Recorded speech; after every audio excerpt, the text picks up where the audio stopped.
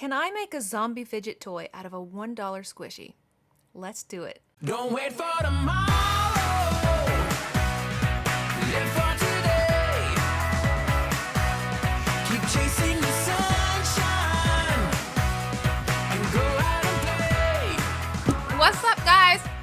I'm chewing boba. I know better than to bring bubble tea into the studio when I'm trying to work because I'm chewing the whole time. I am doing another squishy to fidget makeover today where I take a $1 kind of ugly squishy toy from the Dollar Tree. Well, technically it cost me $1.25 now, didn't it? But that's besides the point.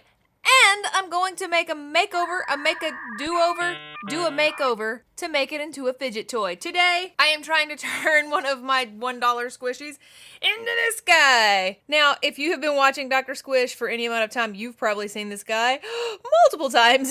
He has had his brains removed and replaced lots and lots of times. He is just like a silicone squish with like a place for brains, and I made this guy recently. I want to see if I can make something similar out of a $1 squishy and see if it will work. So if you want to watch me do a squishy makeover into a $1, I'm getting it all backwards, $1 squishy into a fidget toy, zombie brains out.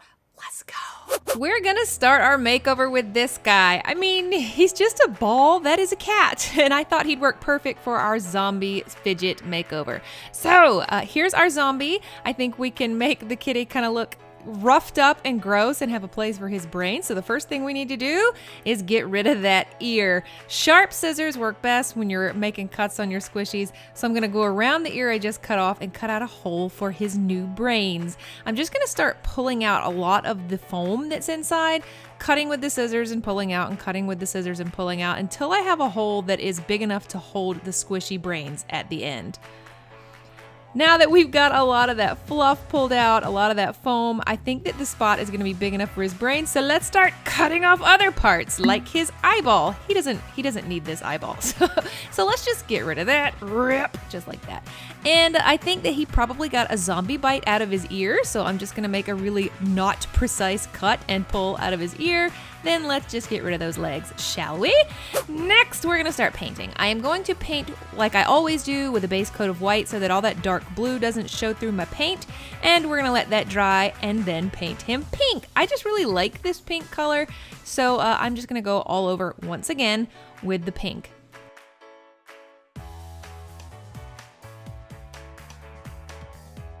Now before that paint even gets dry, I'm actually going to add in some details. I'm using this 3D paint to put in the bite mark in his ear and add some green around, like maybe whatever zombie bit him in the ear. He's got some gangrenous yuck around that area.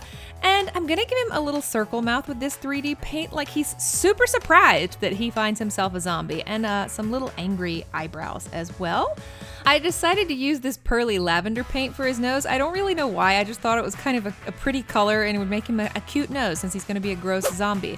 Now I want one of his eyeballs to be hanging out, so I thought that this fidget ramen noodle would be perfect for his like optical nerve. So I cut off 3 of them and I'm gonna just poke a hole where I already made a hole in his eyeball. And we're gonna shove those noodles through there, and I'm using this clear adhesive sealant because regular glue won't work on silicone. Again, parents, kids should not be using this, and please don't get it on your skin. I just put a dollop inside and made sure those noodles are stuck down, and we're gonna cut them shorter. Now I'm filling in his eye socket with a pretty blue color, and I'm giving him some more green yuck kind of dripping down out of his eye. I don't know, I think this kind of makes the zombie look a lot more convincing.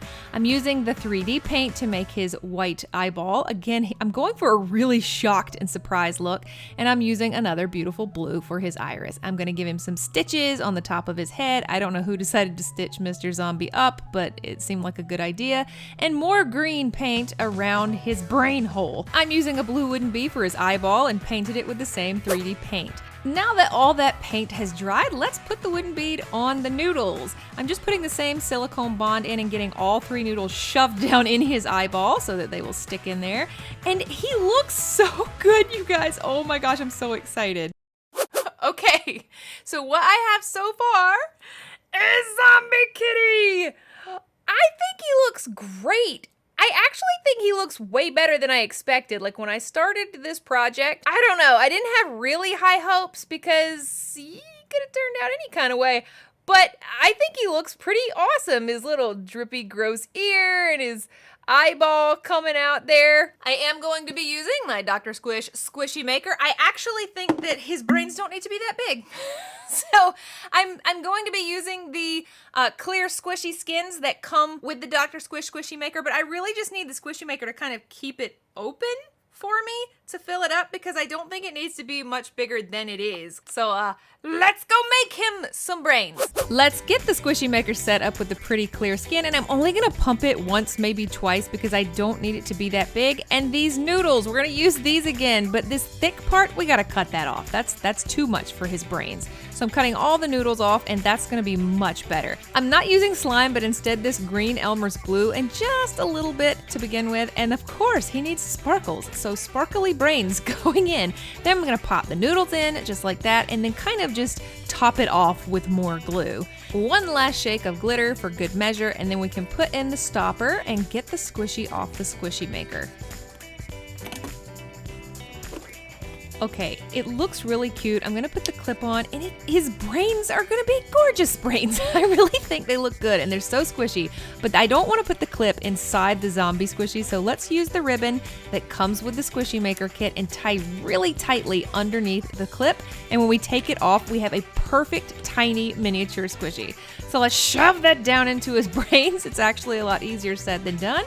And here he is. He's all finished. I think he looks really ugly cute. His eyeball is disgusting. His brains are disgusting, and they pop out so well.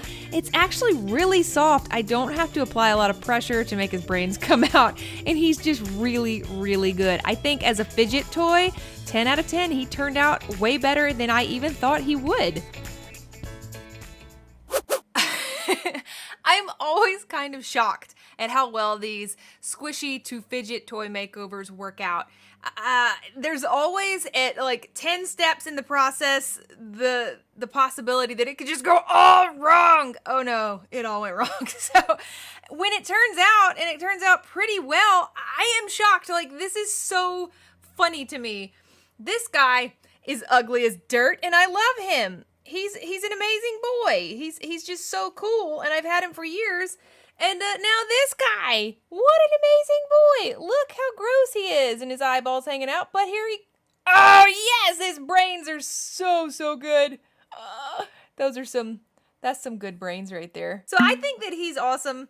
I always ask you guys to name all my stuff, so I don't have a name for this cute zombie kitty, but he looks really surprised that he finds himself in zombie land. But the squishy part of it is fantastic. Like, I think it works better than the store-bought one because the squishy just comes out with very little squeezing. I have so many more dollar store squishies back there. I have like cinnamon rolls and cakes and cupcakes and unicorns and llamas and all sorts of things.